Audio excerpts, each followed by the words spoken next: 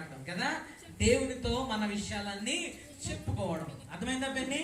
ఎటువంటి పరిస్థితులైనా దేవుని దగ్గర, నీకు భయం వచ్చినా, నీకు చదువు రాకపోయినా, ఇంకా నీకు ఏ ప్రాబ్లం ఉన్నా సరే దేవుని దగ్గర చెప్పాలి. అదే సూత్రం కాదు. అర్థమవుతుందా? యేసయ్యా, నేను పాపిని, నేను తెలియక చాలా తప్పులు చేశాను. మామూలుగా నువ్వు నాతో ఎలా మాట్లాడుతున్నావు ఇప్పుడు అలాగే మాట్లాడటమే ప్రార్థన.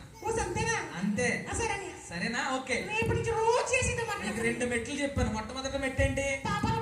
ఏంటి మొట్టమొదటి మెట్టేంటి పిల్లలు? పాపాలు ఒప్పుకోవాలి. 2వ మెట్టేంటి? క్రమం తప్పకుండా ప్రార్థన చేయాలి. క్రమంతో. 3వది చెప్పనా? చెప్పని. 3వది చెప్పనా? క్రమం తప్పుకోకుండా వాక్యాన్ని చదవాలి. చదవకపోతే ఏమవుతుంది చెప్పండి? పాపంలో పడిపోతాం, మళ్ళా లోకంలో పడిపోతాం, మళ్ళా మస్మహుడు చెప్తాడు, మళ్ళా నేను